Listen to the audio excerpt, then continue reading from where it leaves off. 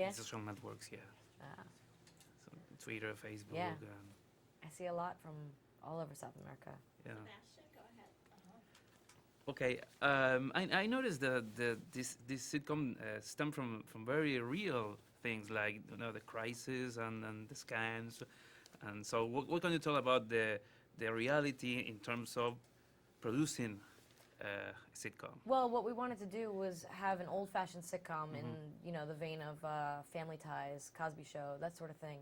But, bring it into our day and age. And so, it's important, I think, for people to see relevant things happening, like the crash or the recession and whatnot, and have, Joe's character be a product of that. And, just in small ways to be able to bring what's happening in our day and age into the show. Do you think that sitcoms are a mirror of society in terms of what you say? I think in a way, but I think that there's something about sitcoms that's sort of it's interesting. It's sort of universal and it's also sort of timeless. Like making people laugh never really changes. The jokes might change a bit. Some of the pop culture jokes, we have jokes about Lindsay Lohan and stuff like that might change in a few decades when people go, who's that, or that kind of thing.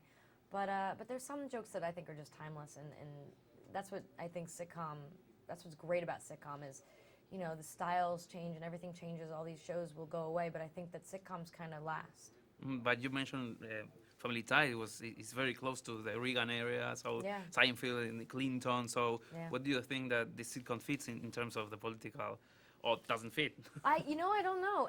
It's funny because my character's in politics, and my father, played by Chris Rich, comes in the show, and he's a senator, and Hollywood does tend to be very democratic, and I think though that this show goes right down the middle, and I think that you're not really going to be able to flavor it with any one thing. I think it's more pop culture references that'll date it.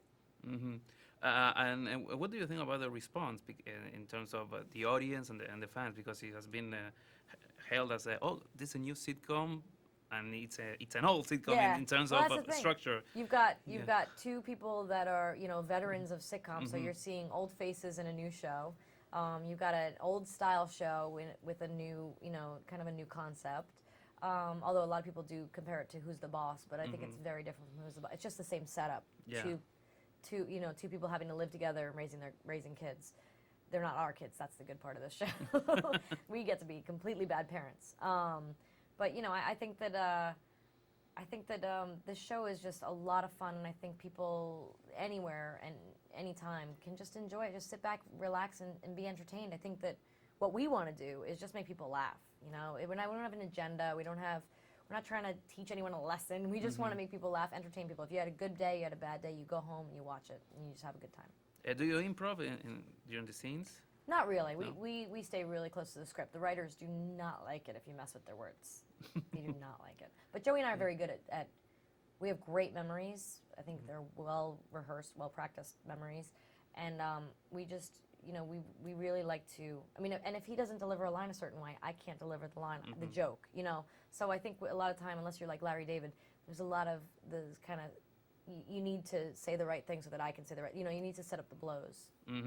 So you rehearse a lot with him because you have to do back and forth, and you have to hit the right note. And Yep, exactly. We this week we were speaking Japanese quite a bit, and that was tricky. But he was speaking Japanese mostly. I had to say a few things here and there, but it was tricky because I'm trying to understand what he's saying. He's speaking Japanese. I don't even know what he's saying, but I know I got to say something after he says something in Japanese.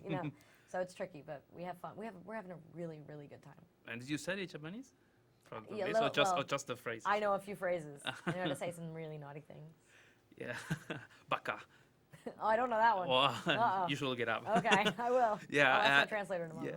Yeah. Do you prefer doing a family series, or, for example, going to more darker territories like your special guest in some series, for example? I love doing both. I'm an actor, so I love to kind of venture out and explore different personalities and stuff. But I'm most at home in a sitcom because I like to go to work and have fun and laugh with everybody. If I'm doing something dramatic and whatnot, I don't want anyone to know me too well because I need to be able to get in touch with a lot of emotions. And if they know who I really am, then I feel like then they'll know I'm faking it, and I can't they can't know that I'm faking anything, you know. So a lot of the time, I love doing sitcom because I see, you know, the camera guys giggling behind the camera or the sound guy who giggle and stuff, and it's fun. I delivered a joke in Japanese the other day, and there's nothing better than that. I can't believe I did it. Okay. So proud of myself. Thank you very much. Thank and, you. どうもありがとうございます。 Arigato. Thank you. Thank you.